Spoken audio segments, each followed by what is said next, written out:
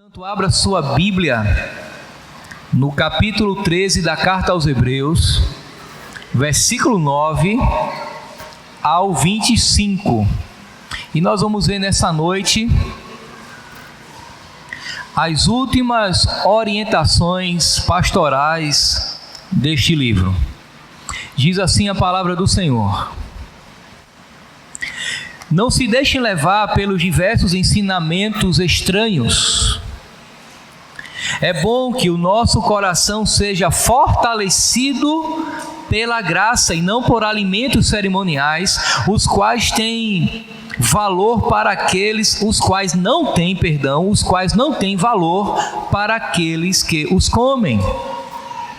Nós temos um altar do qual não tem direito de comer os que ministram no tabernáculo. O sumo sacerdote leva sangue de animais até o lugar santíssimo como oferta pelo pecado, mas os corpos dos animais são queimados fora do acampamento. Assim Jesus também sofreu fora das portas da cidade para santificar o povo por meio do seu próprio sangue. Portanto, saiamos até ele fora do acampamento, suportando a desonra que ele suportou. Pois não temos aqui nenhuma cidade permanente, mas buscamos a que há de vir. Por meio de Jesus, portanto, ofereçamos continuamente a Deus um sacrifício de louvor, que é fruto de lábios que confessam o seu nome. Não se esqueçam de fazer o bem e de repartir com os outros o que vocês têm, pois de tais sacrifícios Deus se agrada. Obedeçam seus líderes e submetam-se à autoridade deles. Eles cuidam de vocês como quem devem prestar contas. Obedeçam-lhe, para que o trabalho deles seja uma alegria e não um peso, pois isso não seria proveitoso para vocês. Orem por nós. Estamos certos de que temos consciência limpa e desejamos viver de maneira honrosa em tudo, particularmente verso 19, particularmente recomendo-lhes que orem para que eu lhes seja restituído em breve. O Deus de paz, que pelo sangue da aliança eterna trouxe de volta dentre os mortos o nosso Senhor Jesus, o grande pastor das ovelhas, os aperfeiçoe em todo o bem para fazerem a vontade dele e opere em nós o que lhe é agradável mediante Jesus Cristo, a quem seja a glória para todos sempre. Amém. Irmãos, peço-lhes que suporte a minha palavra de exortação. Na verdade, o que eu lhes escrevi é pouco. Quero que saibam que os nossos irmãos, ou nosso irmão Timóteo, foi posto em liberdade. Se ele chegar logo, irei vê-los com ele. Saúdem a todos os líderes e a todos os santos. Os da Itália lhe enviam saudações. A graça seja com todos vocês. Vamos orar ao Senhor mais uma vez, nesse momento? Vamos fazer uma oração bem específica, tá? Lemos a palavra, iremos ouvir a exposição dela, e a oração é: Senhor, fala comigo, que eu possa compreender a mensagem do Senhor para a minha vida nessa noite. A razão, meus irmãos, é que só discernem espiritualmente a palavra de Deus aqueles que contam com o auxílio do próprio Deus. As questões espirituais se discernem espiritualmente, e daí nós vamos contar com o auxílio do Espírito Santo de Deus para ministrar o nosso coração à vontade dele nessa noite. Querido Deus, nós te louvamos por tua graça, Pai. Oramos ao Senhor, louvamos ao Senhor e continuamos, ó Deus, em tua presença maravilhosa, a tua presença santa, a tua presença, ó Deus, que preenche as nossas vidas neste lugar. Continuamos em oração, pois é o nosso prazer falar contigo. Contudo, ó Pai, nesse momento nós queremos ouvir a tua voz, a tua palavra pregada, exposta, que o Senhor possa vir ao encontro das nossas necessidades mais profundas. Fala conosco, nos abençoe, que possamos, ó Deus, compreender a tua palavra e que essa compreensão seja transformadora, seja, ó Deus, poderosa em nossas vidas, salvífica, em nome de Jesus. Esse é o nosso desejo. Ó Deus, remove tudo aquilo que possa roubar a nossa atenção, que possamos estar com mentes e corações cativos à tua palavra, pois apesar de não a merecermos, o Senhor nessa noite nos dá o privilégio de nos aproximarmos dela e consequentemente do Senhor. Assim nós te agradecemos, em nome de teu Filho. Amém e amém. Meus irmãos, por diversas semanas nós meditamos neste livro. Talvez muitos de vocês não lembrem de detalhes ou pormenores, mas na realidade nós demos mergulhos profundos na carta aos Hebreus, seguindo aquela prática de sempre expor a palavra de Deus nos domingos à noite em sequência, em série. Nós chegamos, portanto, nessa noite no fim desta exposição, mais longe de exaurirmos ou de esvaziarmos todo o conteúdo dessa carta, pois ela é extremamente rica em sua mensagem. Certamente em outro momento nós vamos voltar a ela em algumas partes para relembrarmos aquilo que é importante de acordo com a ocasião. A grande verdade é que Jesus, na carta aos Hebreus, é tratado como aquele que é maior do que tudo e que todos. Jesus é maior do que todos os personagens ou símbolos do judaísmo.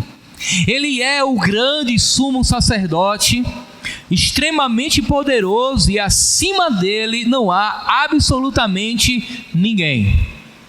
Ele é o cumprimento das promessas do Antigo Testamento, das profecias de Gênesis a Malaquias. Todas elas encontram o seu cumprimento na pessoa bendita do Senhor Jesus, que não é apenas homem, mas é eternamente Deus, que trouxe todas as coisas à existência e que que sustenta aquilo que criou com a sua mão poderosa.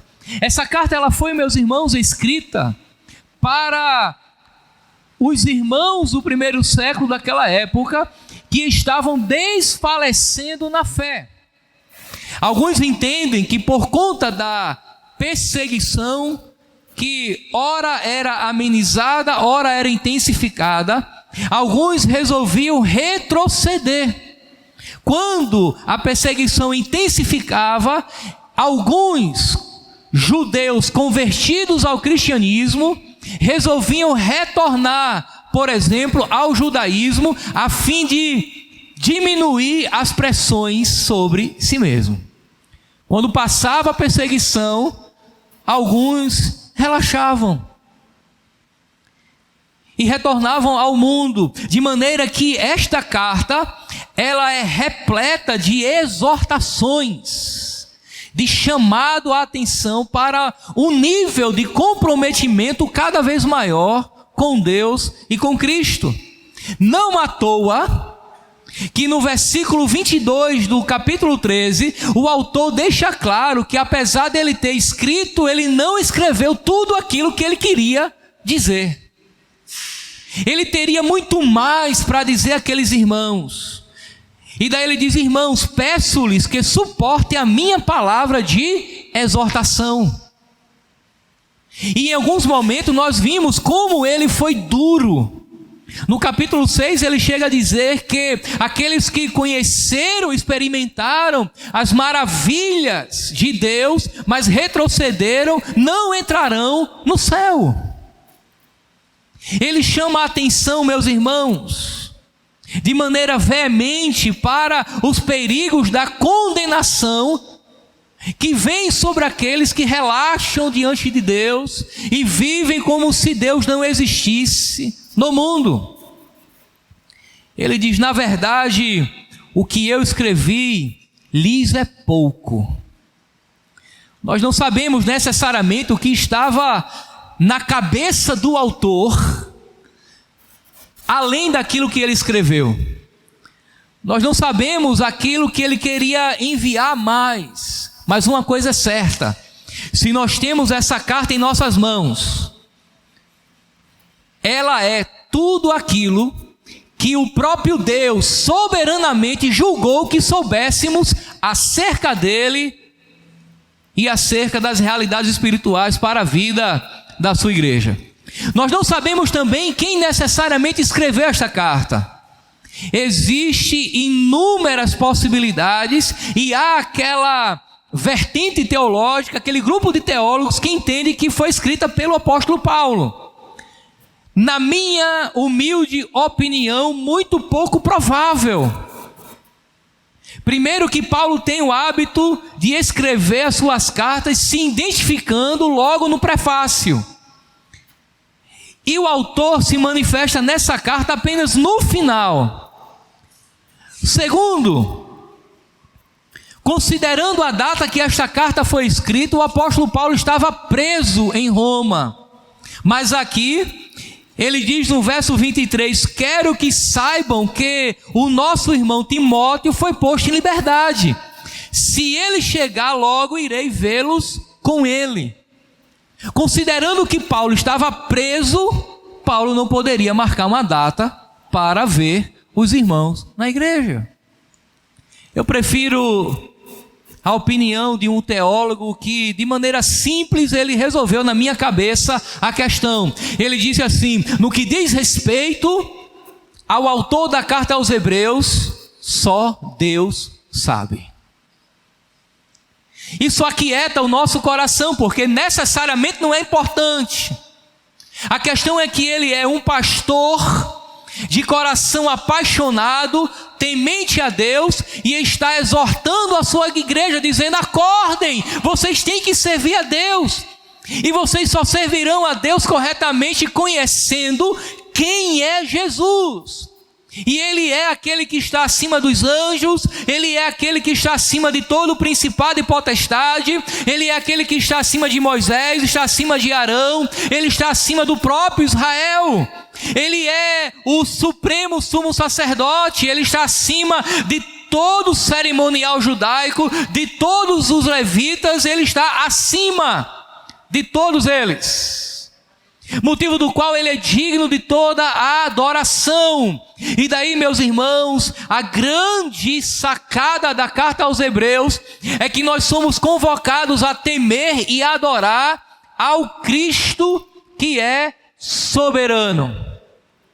Não há nenhum outro personagem na história da igreja. Mesmo aqueles retirados da Bíblia, todos eles são inferiores a Cristo. Eu costumo pensar e dizer que Jesus, ele nunca olha para cima, porque não há nada nem ninguém acima dele. Mas ele sempre olha para baixo, como o supremo soberano olha para os seus servos. Aqui nós temos os últimos conselhos. Nós temos as últimas exortações deste pastor apaixonado por Deus e também por suas ovelhas. E eu quero chamar os irmãos a 3 principais conselhos ou exortações finais. Em primeiro lugar, cuidado com os falsos ensinos. E daí eu chamo a sua atenção ao verso 9.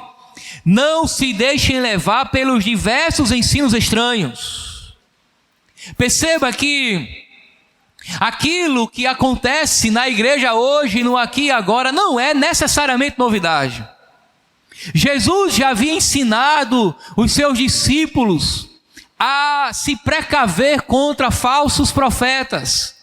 Lá no Sermão do Monte ele diz: acautelai-vos dos falsos profetas. Em outras palavras, ele está dizendo: cuidado com aqueles que se infiltram no rebanho com falsos ensinos, a fim de desviá-lo.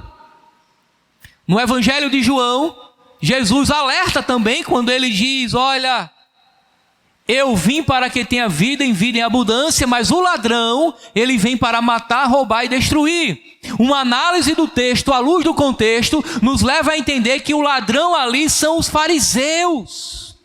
Com as suas más interpretações da lei, tentavam roubar e trazer morte no rebanho.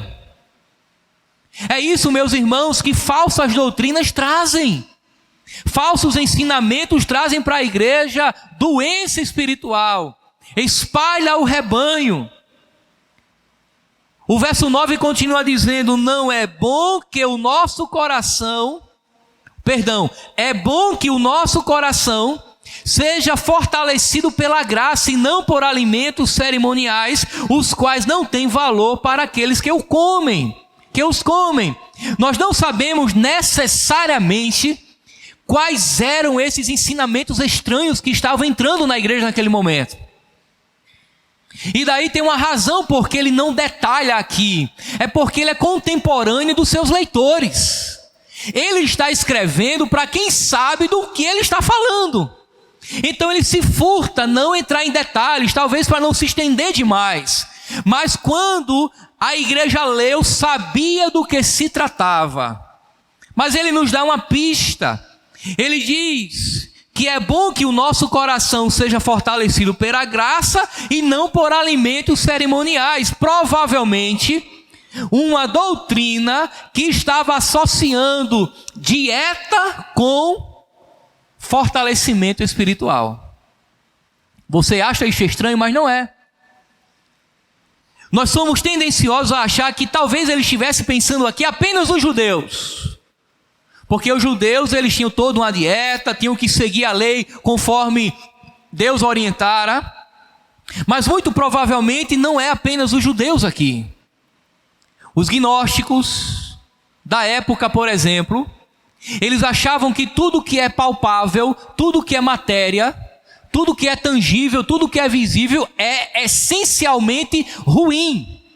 E o que é invisível espiritual é bom. Então era a prática de alguns gregos gnósticos sacrificar o corpo, se abstendo, por exemplo, de alimento, ou comendo demais para trazer prejuízo ao corpo. Porque eles acreditavam que quanto mais o corpo sofresse, o espírito seria beneficiado. E quando eles morressem, o espírito se libertaria do corpo, que eles entendiam que era uma prisão. Logo, eles entendiam espiritualidade associado a alimento.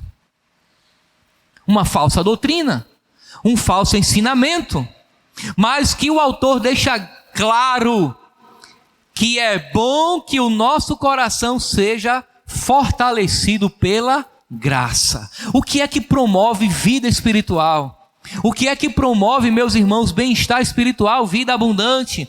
Não são coisas palpáveis, não são comidas, não é uma doutrina associada àquilo que eu posso ou não posso comer, mas uma ação da graça de Deus. Ele está fazendo aqui um claro contraste entre graça e comida, ou graça e uma doutrina estranha que promete me dar aquilo que só Deus graciosamente pode nos dar. Observe Paulo na sua carta aos Coríntios, na primeira carta de Paulo aos Coríntios, no capítulo 8, e observa lá o que ele diz. 1 Coríntios capítulo 8, versículo 8 também. Está escrito: a comida, porém, não nos torna aceitáveis diante de Deus. Não seremos piores se não comermos, nem melhores se comermos. Perceba que havia muitas doutrinas na época associadas à alimentação. Ora, grande parte do cristianismo, e aí daí eu me refiro ao cristianismo católico, no período, por exemplo, da Semana Santa, se abstém da carne e come apenas peixe, a fim de se purificar diante de Deus, por exemplo.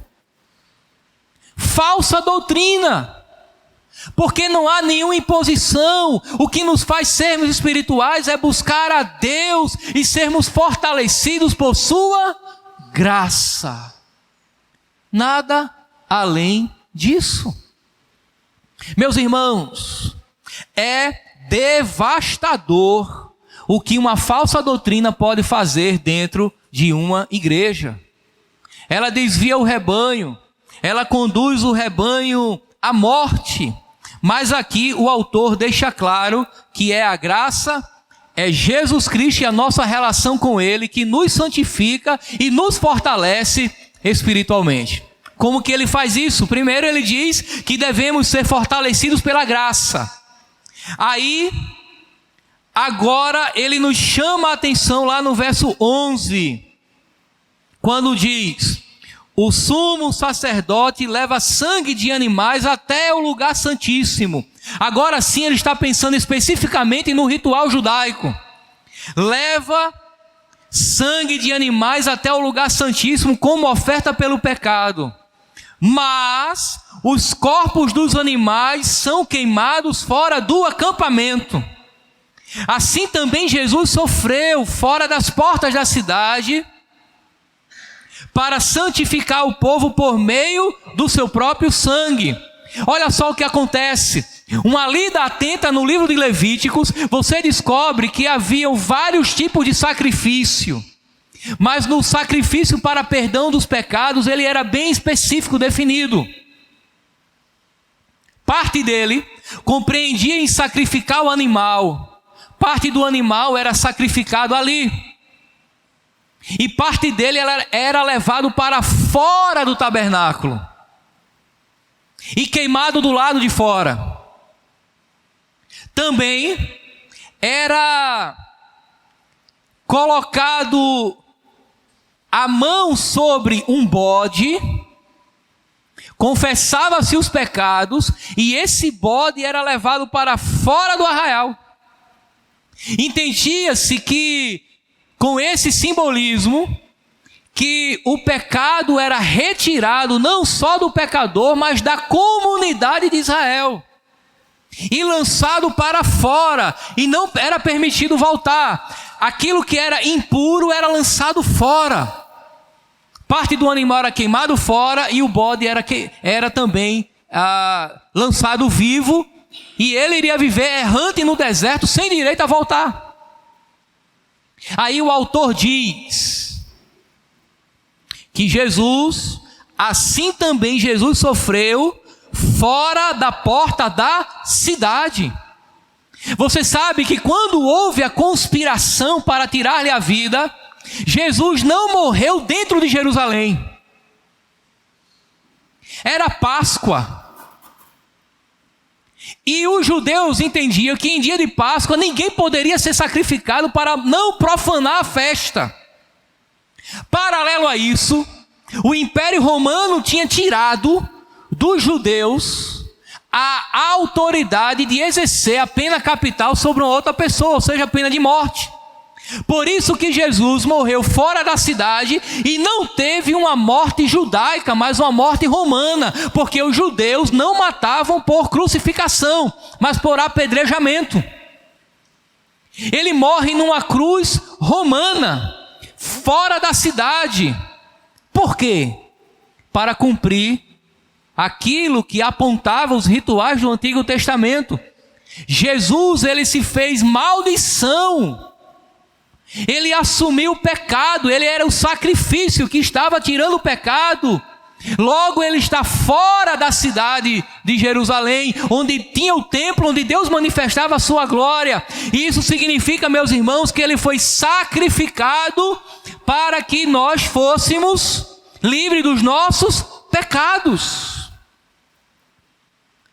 Mas diz o autor que ele foi sacrificado fora das portas da cidade para santificar o povo por meio do seu próprio sangue.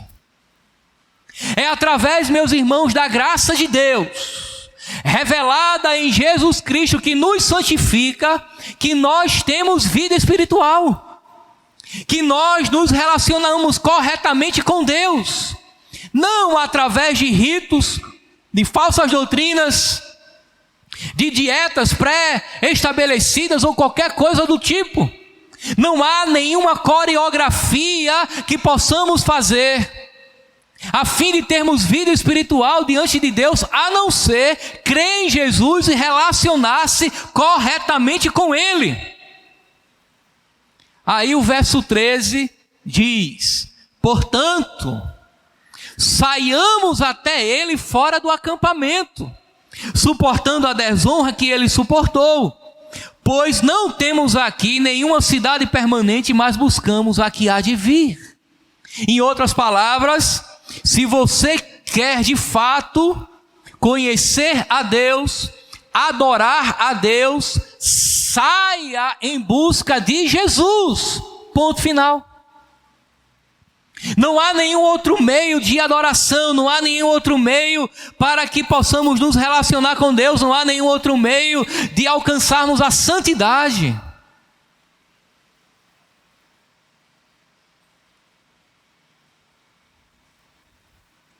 Comer ou deixar de comer não vai nos deixar santo. Pode até piorar o nosso estado de pecado, caso você coma demais, glutão. Mas não é se abster de algo que vai fazer você sentir-se espiritualmente melhor.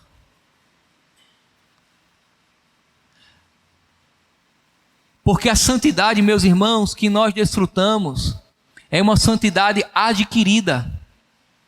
Não é algo que está inerente à nossa vida. É algo que nós adquirimos de Deus, através de Cristo. É Cristo quem nos santifica, Ele morreu para nos santificar. Ele morreu para que nós fôssemos salvos, tivesse os nossos pecados perdoados, a fim de nos aproximarmos de Deus. Você entende agora o porquê da nossa insistência na centralidade da igreja, da doutrina, das canções, das orações na pessoa de Cristo? Você entende por que há um esforço da liderança dessa igreja de conduzir uma igreja com uma adoração cristocêntrica? Nós não cantamos nessa igreja aquilo que se toca na parada gospel, porque nós entendemos que nem tudo que é gospel é evangelho.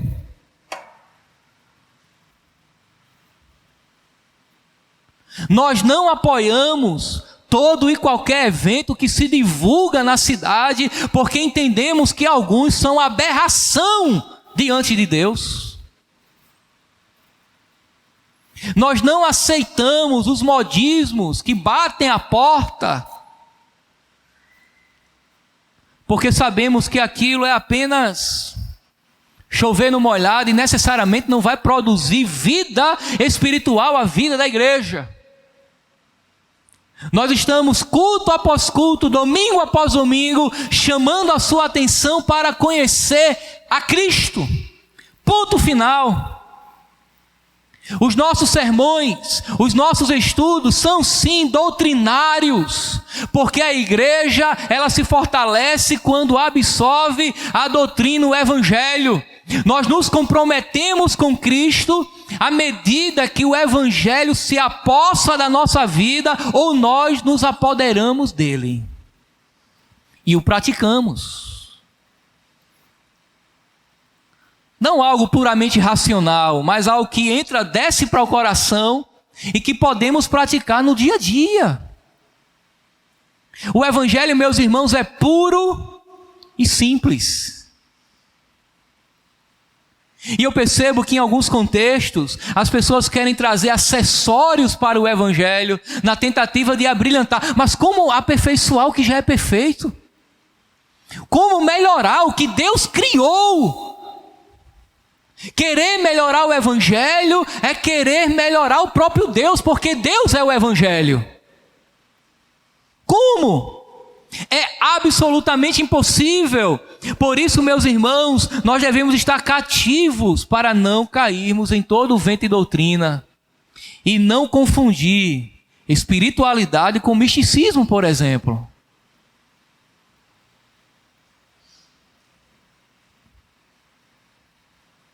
Portanto, saiamos até ele, fora do acampamento, suportando a desonra que ele suportou, pois não temos nenhuma cidade permanente, mas buscamos a que há de vir. Essa parte é fantástica, porque nos ensina o quanto nós somos peregrinos nessa terra. Vocês estão preocupados com coisas palpáveis, é o que ele está dizendo, dessa terra, com doutrinas que lhes ensinam a ficar apenas aqui. Quando que aqui, o que eu estou falando para vocês, escrevendo para vocês, leva vocês a se preocupar com o devir, com aquilo que vem, com a existência na eternidade, que já pode ser desfrutada no aqui e agora, mas a preocupação é com o que vem. Nós somos, meus irmãos, peregrinos aqui. Nós não temos morada permanente e às vezes nós vivemos como se nunca fôssemos sair daqui. Nós temos que viver aqui com os olhares na eternidade. Viver e semear aquilo que pode entesourar os céus, onde a traça não corrói, o ladrão não rouba. Eu sou tendencioso a pensar que parte do nosso sofrimento na era presente se dá por não compreendermos a existência e a realidade da era futura. Sofremos aqui, ansiedades consomem o nosso coração.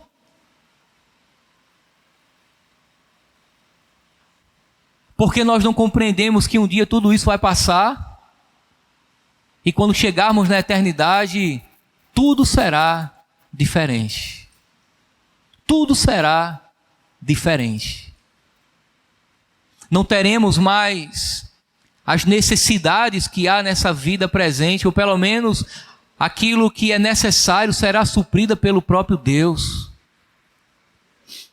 Queremos acumular riquezas e esquecemos tudo aquilo que Jesus já conquistou para nós.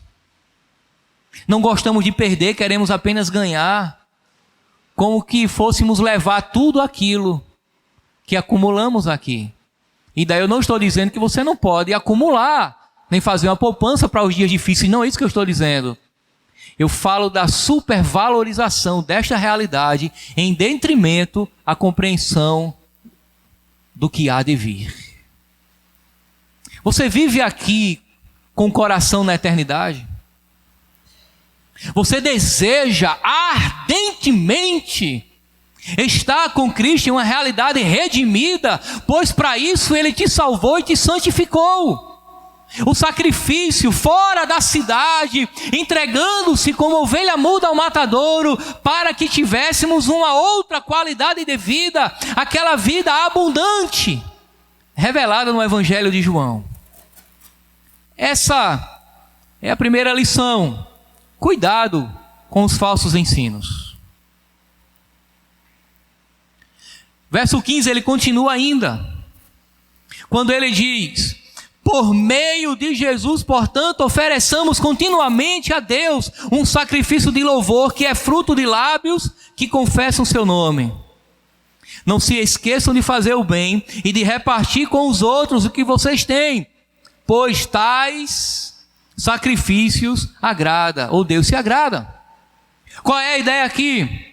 Uma vez que você creu em Jesus, foi ao encontro daquele que foi sacrificado lá de fora, você foi santificado por Ele, salvo por Ele, porque Ele perdoou os teus pecados, e agora você pode adorá-lo e oferecer continuamente o sacrifício. Mas não mais aquele sacrifício do Antigo Testamento, mas o sacrifício de louvor, a sua vida em adoração a Deus. E olha o que ele faz aqui. Ele associa o nosso comprometimento com Deus com o nosso comprometimento com o outro. Ele diz: adore a Deus adore a Deus, ofereça continuamente sacrifício a Deus de louvor, que é o fruto de lábios que confessam o seu nome. Aí em seguida ele diz: não se esqueça de fazer o bem e de repartir com os outros o que vocês têm, porque esse sacrifício também agrada a Deus. Você percebe que ele se preocupa, uma vez que eu sou salvo, eu tenho que me relacionar com Deus, adorar a Deus, ofertar a Deus o meu louvor, mas também ofertar ao outro. É sempre assim. A minha relação com o outro é determinada pela minha relação com Deus. Se eu me relaciono bem com Deus, eu me relaciono bem com o outro. É assim desde o Antigo Testamento. Não farás para ti imagem de esculturas. Diz lá. A imagem na frente diz que você não pode cobiçar a mulher do teu próximo. Ou seja, se relacione com Deus e cuide do que é do outro. Não tire o que é dele, não roube. Por que algumas pessoas não se relacionam bem com o outro? Porque ela tem um péssimo relacionamento com Deus. E o interessante é que algumas se apresentam como espirituais, mas não se relacionam bem com o outro. É absolutamente impossível, teologicamente inconsistente e não encontra respaldo bíblico. Uma pessoa que se relaciona bem com o outro é uma pessoa que se relaciona bem com Deus. Você não pode estar de bem com um e com o outro, não.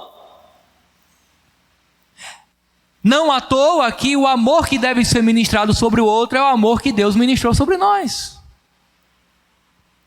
E a Bíblia está cheia dessas recomendações. Segundo lugar, obedeçam os seus líderes. Verso 17, e nos parece que não há nenhuma conexão com o que foi dito anteriormente. Não há de fato nenhuma conexão com o que foi dito dos versos 9 a 16. Mas os versos 9 a 16 nos ensina que essas pessoas elas foram salvas. E daí o autor chama a atenção para o verso 7 do capítulo 13. Do mesmo capítulo. Lembrem-se dos seus líderes, que lhes falaram a palavra de Deus. Observem bem o resultado da vida que eles tiveram e imitem sua fé. Jesus Cristo é o mesmo ontem, hoje e será eternamente. Ele está dando os últimos conselhos e agora obedeçam seus líderes. Lembrem-se dos seus líderes. Os líderes do verso 7 provavelmente eram uma liderança que já havia passado por lá. E os líderes do verso 17 eram os que estavam. De maneira que ele está dizendo, lembre-se dos que passaram, tenham a vida deles como exemplo, modelo, porque eles falaram a palavra, eles eram comprometidos com a palavra. Lembre-se deles, mas também obedeçam àqueles que estão labutando todos os dias com vocês. Meus irmãos, qual é a dificuldade aqui? Perceba, nós vivemos em um contexto atual em que se prega a queda de toda e qualquer autoridade. Surgiu dentro da academia pensadores, filósofos, que têm ensinado as pessoas a olhar tudo com suspeita. Qualquer pessoa que tente se aproximar de você, numa postura de autoridade, deve ser vista com suspeita. Sendo assim, que história é essa? De estar durante quase 1 hora olhando para uma pessoa que está em um patamar mais elevado do que eu, dizendo o que eu tenho que fazer. Por que considerar a autoridade de um professor na escola? Por que considerar a autoridade da mãe, do pai, do responsável em casa, prega-se a queda de qualquer autoridade. O grande detalhe, o interessante, é que esses que pregam isso, eles pregam abaixo a qualquer autoridade, a não ser que a autoridade seja eles. Porque eles também têm sede pelo poder. Mas a palavra de Deus nos ensina a nos submetermos a líderes que Deus colocou sobre as nossas vidas. E aqui uma clara referência aos pastores da igreja, aos mestres da igreja, à liderança da igreja. A questão é que eles têm autoridade porque foram dotados por Deus desta autoridade. Nós não nos submetemos aos pastores e à orientação pastoral por eles mesmos. Nos submetemos porque Deus é quem valida a sua autoridade diante do rebanho e da igreja. Obedeçam seus líderes e submetam-se à autoridade deles. Aí vem agora, eles cuidam de vocês com quem devem prestar contas. Isso aqui, meus irmãos, pesa sobre o coração dos pastores. Naquele grande dia, todo pastor dará conta do rebanho, de como ele conduziu, de como ele instruiu, para onde ele orientou, se discipulou ou não, se ele cuidou ou não, se as feridas foram tratadas, se ele chamou a atenção para o que é certo, se ele mordeu na hora de morder, se ele soprou na hora de assoprar. É uma prerrogativa pastoral, mas olha só o que acontece agora. Obedeçam-lhe, surge pela segunda vez, para que o trabalho deles seja uma alegria e não peso, pois isso não seria proveitoso para vocês. 3 verbos aqui nos chamam a atenção. Primeiro, o verbo obedecer, melhor, 2 verbos, surge 2 vezes. E depois o verbo submetam-se à autoridade deles. Por que o autor diz isso? Ele deixa claro. Porque se vocês não se submeterem, se vocês não obedecerem, vai se tornar um peso no coração do seu líder. E isso não vai ser bom para você. Sabe por que se torna um peso, irmãos? Porque nenhum líder, nenhum pastor suporta por muito tempo pastorear, liderar um rebanho que não quer ser pastoreado. Ninguém suporta isso. Se torna um peso. Logo ele desanima. Logo ele quer desistir daquele rebanho. Logo ele não sabe mais o que fazer. Porque só pode ser pastoreado quem quer ser pastoreado. E nessa relação, meus irmãos, o pastor, ele não tem a chave de todos os problemas. Ele não tem a capacidade de resolver, a não ser que o rebanho deseje, mediante a palavra de Deus. Submeter-se à autoridade pastoral, obedecer à orientação, meus irmãos, não quer dizer que o pastor está acima da crítica. Não. Quer dizer que tudo isso deve acontecer se de fato ele está respaldado pela palavra.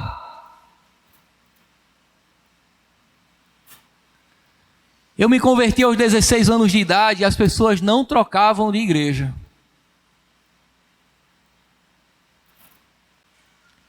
Ela era batizada ali, crescia, casava, os tempos mudaram. Eu entendo que há razões que nos forçam a mudar de igreja. Eu já passei por essa experiência. Mas o que eu quero dizer é que eu desfrutei o final de uma época em que pastor era respeitado. Parte disso, a culpa vem da classe pastoral devido a inúmeros escândalos que por causa de um, todo mundo paga. Mas o rebanho não pode esquecer que há aqueles que são fiéis à palavra, quer cuidar de você, e a esses vocês devem submeter-se. O pastor também não tem a chave da vida de ninguém. Você tem a sua vida particular, pessoal. Mas há uma dimensão da sua vida que você deve satisfação ao pastor, à liderança e à comunidade em que você está inserido.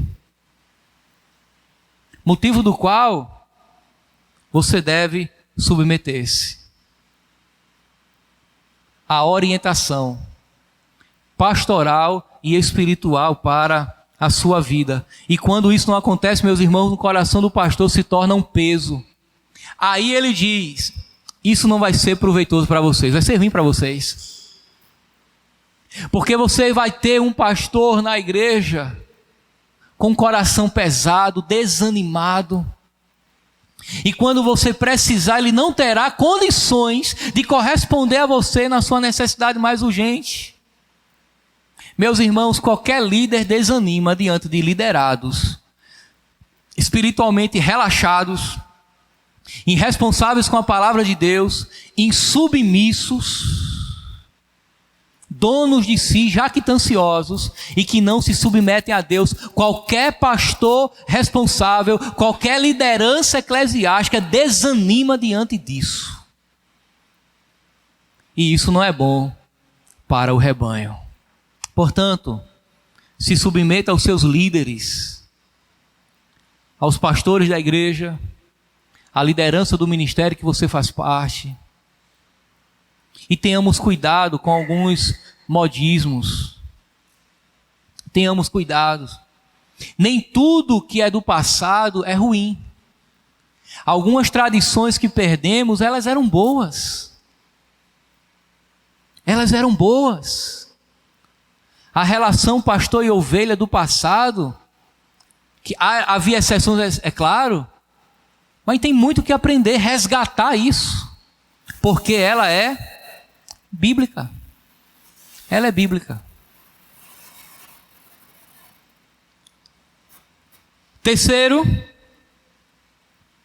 orem por nós. Orem por nós. Estamos certos de que temos consciência limpa e que desejamos viver de maneira honrosa em tudo, particularmente, reconhecendo-lhes que recomendo-lhes, que orem para que eu lhes seja restituído em breve. Ele quer se encontrar com aquela igreja, ele tem afeto por aquela igreja. E se ele exorta para que haja submissão à liderança, muito provavelmente estava havendo levantes e dificuldades naquela igreja em relação à sua liderança. Aí agora ele traz a chave: ore por nós. Porque na medida em que você ora, você não pode orar por alguém que você não ama, que você não tem apreço, que você não cuida. Ore por nós. E daí ele declara que quer ver os irmãos em breve, ele quer estar juntos. E ele pede, meus irmãos, oração, para que ele seja fortalecido. Quanto tempo você gasta ou investe orando pela liderança da sua igreja? Você tem esse hábito?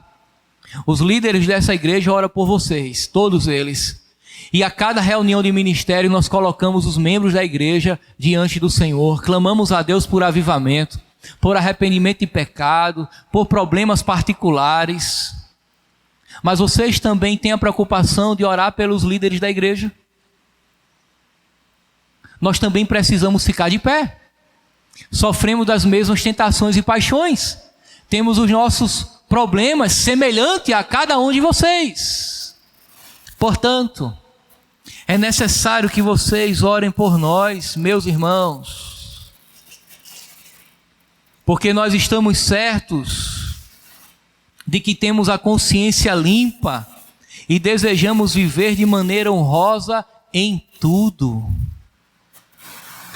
Nós estamos fazendo aqui aquilo que compreendemos que é certo, queremos dar testemunho não só em palavras, mas em atitudes, daquilo que falamos e daquilo que vivemos, mas necessitamos das orações dos irmãos. A liderança dessa igreja precisa das orações dos irmãos. Nós enfrentamos lutas terríveis, gigantescas, desafios, compromissos que devem ser honrados, e muitas vezes angustia o coração da liderança da igreja. Pecados quando acontecem, e muitas vezes buscamos de Deus a solução para tratá-los, pois nem sempre temos a solução no momento. Decisões que devem ser tomadas, melhorias que devem ser feitas, faltosos que devem ser chamados à atenção, e tudo isso é desafiador, e nem sempre temos coragem para fazer no momento.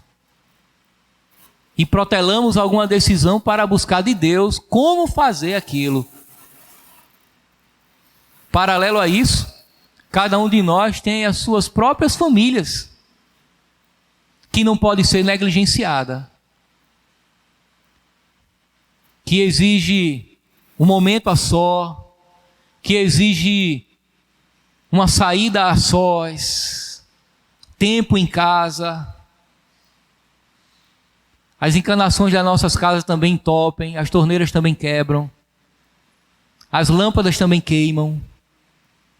Em dezembro a casa também precisa de pintura. Nós não somos supra-humanos. Quando os pastores chegam em casa, eles não tiram o cabo USB e botam na tomada para recarregar. Muitas vezes eles choram. Por vezes nós nos alegramos no domingo à noite e na segunda temos que chorar porque alguém faleceu. Não à toa que pastoreio foi classificado como uma profissão de risco. Muitos dos pastores encerram a sua carreira com transtorno de ansiedade, problemas cardíacos, e alguns têm chegado ao ponto de tirar a própria vida. Portanto, orem por nós. Apresentem as nossas vidas diante de Deus. Porque, meus irmãos, à medida que oramos por vocês, vocês devem orar por nós.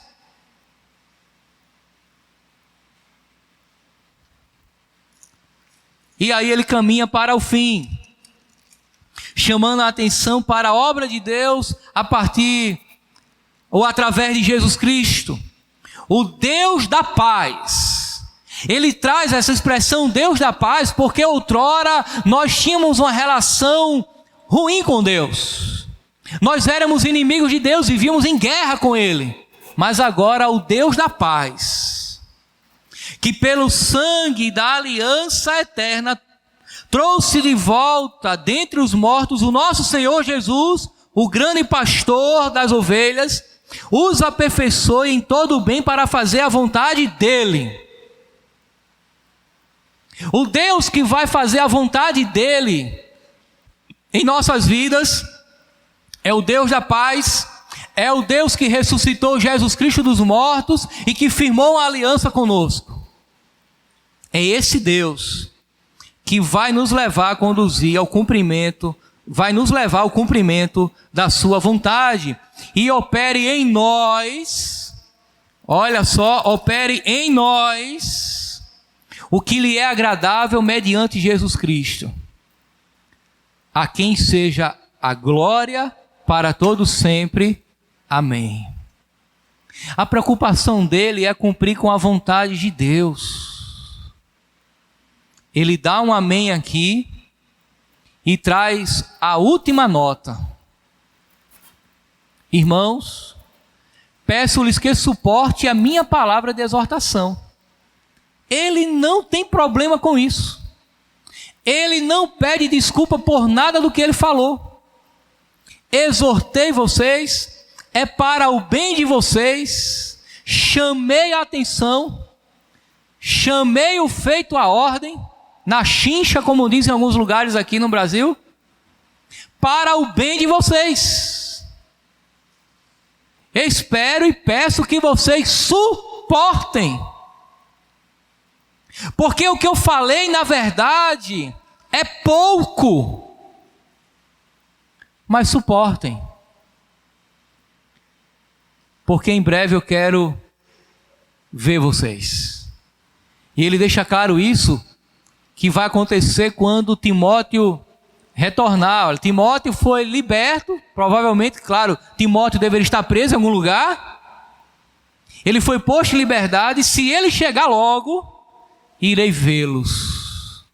Aí eu imagino, já é uma conjectura minha, que aquilo que ele ainda tinha mais a dizer, ele foi lá dizer pessoalmente. E daí ele traz uma saudação final e a gente encerra a nossa carta aos Hebreus. Saúdem a todos os seus líderes e a todos os santos. Os da Itália lhes enviam saudações. A graça seja com todos vocês. Ele termina saudando os irmãos e desejando que a graça de Deus seja com todo o povo. Meus irmãos, que a mensagem de Hebreus possa pulsar em seu coração. Que você possa de fato buscar a Deus com toda a intensidade da sua alma. Desejar a Deus por todos os dias da sua vida. E se relacionar profundamente com Jesus. Por fim, a pergunta que fizemos em todas as exposições praticamente. Como está a sua relação com Cristo? Quem é Jesus para você? Como você se relaciona com Ele determinará a sua postura diante de Deus e diante daquilo que está em sua volta. Eu queria que o rebanho, esta igreja, tomasse conhecimento disso. Nós não vamos abrir mão dessa mensagem nem por um minuto. Eu queria que aqueles que estão chegando nesta igreja e são muito bem-vindos e desejam permanecer conosco, são muito bem-vindos, espero que você fique mesmo. Mas fique sabendo que nós não abriremos mão desse evangelho. Todo mundo é bem-vindo nessa igreja. Todos. E eu oro para que Deus envie de fato mais pessoas. Aqueles que estão vindo de outra igreja, querem congregar conosco. Como você é bem-vindo nesse lugar. Mas saiba que a partir do momento que você se matricular neste rebanho, nós não iremos abrir mão da pregação deste evangelho. E o nosso coração está no devir, naquilo que vem. Seja bem-vindo, dê as mãos a esse rebanho e vamos servir a Deus com alegria no coração. Fique de pé, vamos orar ao Senhor.